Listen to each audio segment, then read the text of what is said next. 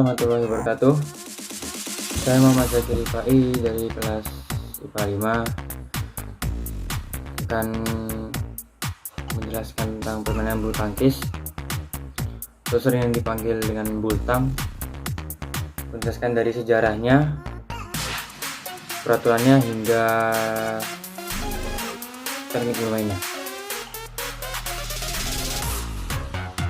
Yang pertama, masuk dari sejarahnya dulu. Sejarah bulu tangkis. Nama bulu tangkis itu diambil dari sebuah gedung yang bernama Badminton House di Gloucester, Inggris. Jika bahasa Indonesia adalah bulu tangkis.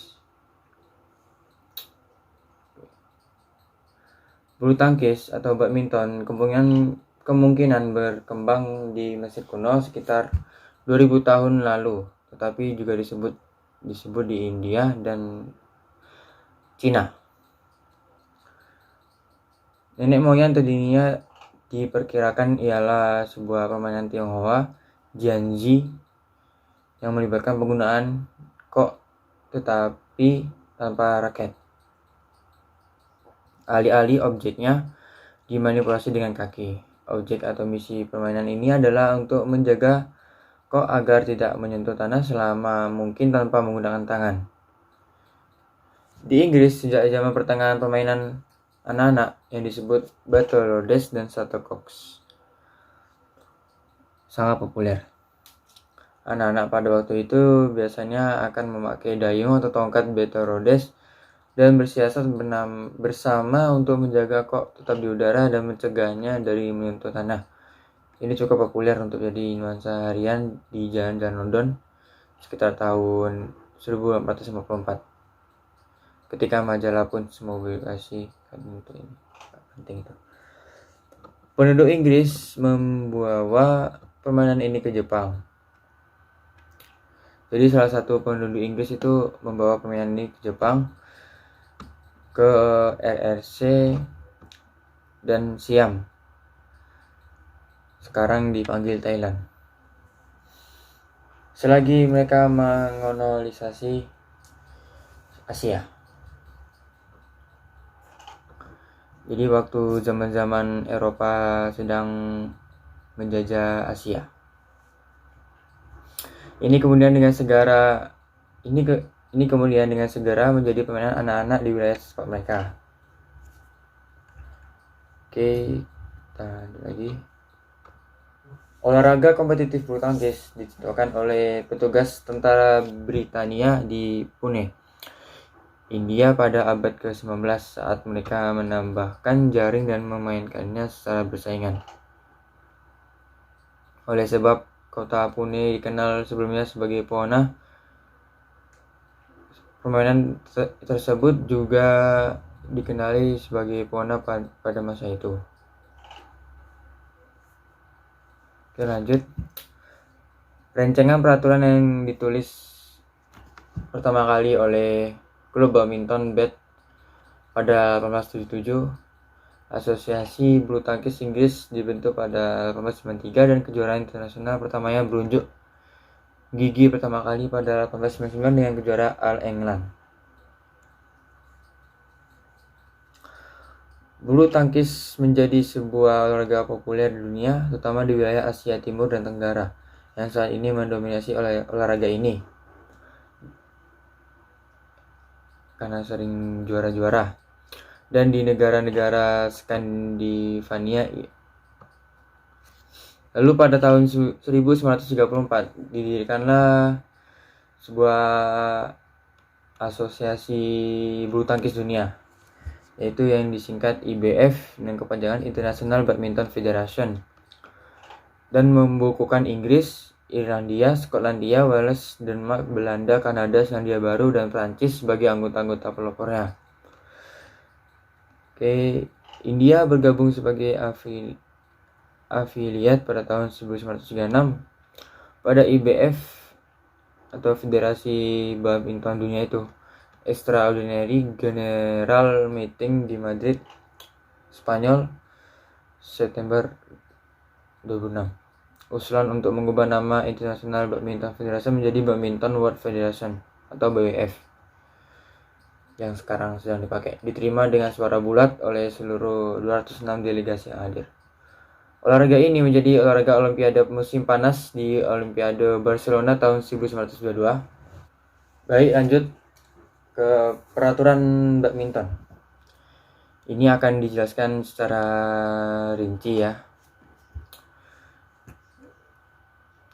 Yang pertama itu adalah jumlah pemain ganda.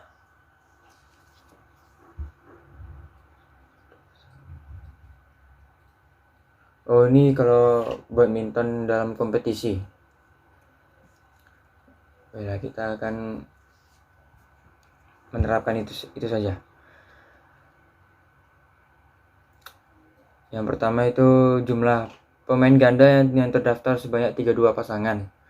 Pemain ganda dibagi dalam 8 grup. Setiap grup diurut berdasarkan peringkat, terdiri dari 4 pasang, dari yang tertinggi sampai terbawah. Oke, yang kedua, jumlah pemain tunggal yang terdaftar sebanyak 20 orang. Pemain tunggal dibagi dalam 5 grup. Setiap grup diurut berdasarkan peringkat, terdiri dari 4 pemain, dari yang tertinggi sampai terbawah. Oke, yang ketiga, perhitungan dengan sistem rally point sampai angka 21. Babak penyisian tunggal dan ganda dilakukan dengan 2 winning set. Setiap pasangan dalam masing-masing grup bermain 6 kali pada babak penyisian. Peruntungan siapa yang maju ke babak berikutnya ditentukan berdasarkan poin yang didapat dalam step game. Oke, yang keenam, khusus untuk tunggal, 3 pemain urutan kedua dengan poin tertinggi dalam babak penyisian akan dimasukkan dalam babak perempat final karena diperlukan 8 pemain. Perhitungan poin akan direkam dan dihitung dengan menggunakan software khusus karena badminton modern. Setelah babak penyisian ganda selesai, dilanjutkan dengan penyisian tunggal dengan metode yang sama. Tahap berikutnya adalah permainan sistem gugur. Babak 1/8 final untuk tunggal ditiadakan dan langsung ke perempat final. Skema dalam babak 1/8 final diatur dalam sebagai berikut. Juara peringkat 1 grup A melawan peringkat 2 grup B, peringkat 2 grup C melawan peringkat 1 grup D, dan seterusnya. Jadi perkiraan waktu 2 jam untuk penyisian, 30 menit untuk sistem gugur pertama, yaitu waktu 1/8 final, 30 menit untuk sistem gugur kedua yaitu perempat final, 30 menit untuk sistem gugur ketiga yaitu semifinal, dan 40 menit untuk final. Total waktu untuk badminton adalah 6,5 jam. Pemanasan harus sudah dilakukan sebelum masuk lapangan supaya pertandingan sesuai dengan alokasi waktu yang tersedia. Baik, ini adalah peraturan dari badminton jika dalam kompetisi. Badminton dalam kompetisi. Jika badminton dalam perumahan tanpa menerapkan ini, tidak apa-apa.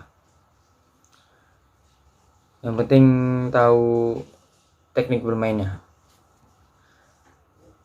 Baik, kita akan masuk ke teknik bermainnya dan bagian 3. Oke. Oh iya, tadi ketinggalan satu peraturan. Jika dalam tim itu menang karena telah mencapai angka 21, itu bisa dinyatakan menang bila lawannya selisih 2 angka, selisih 2 poin dari tim kita. Oke. Jika tim kita dengan tim lawan hanya selisih 1, pertandingan tetap dilanjutkan hingga salah satunya berselisih 2. Oke, baik, ke bagian terakhir yaitu teknik bermainnya. Teknik bermain ini akan dibagi lagi menjadi, saya tidak akan menjabarkan yang lebih banyak karena itu bisa dicari di internet atau platform manapun. Oke, teknik bermain itu terbagi lagi menjadi servis, lalu ke smash, baru tuh ke Dari service tuh terbagi lagi, ada yang service forehand, ada service forehand panjang, ada service forehand pendek. Service forehand itu seperti mengayunkan raket yang relatif pendek. Lanjut ke yang dua, itu service backhand. Service backhand ini adalah service yang sering dipakai ketika sedang bermain tunggal. Udah, itu dua dulu yang saya jelaskan tentang service. Oh iya, belum menjelaskan tentang apa itu service. Service itu adalah gerakan awal untuk memulai permainan bulu tangkis. Jadi setiap memulai permainan itu harus ada service. Dan service juga bervariasi. Yang kedua itu adalah smash.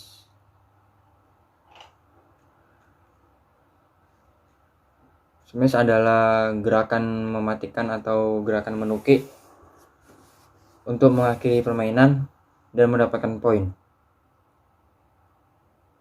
Dan gerakan smash itu tidak ada yang bervariasi, tetap.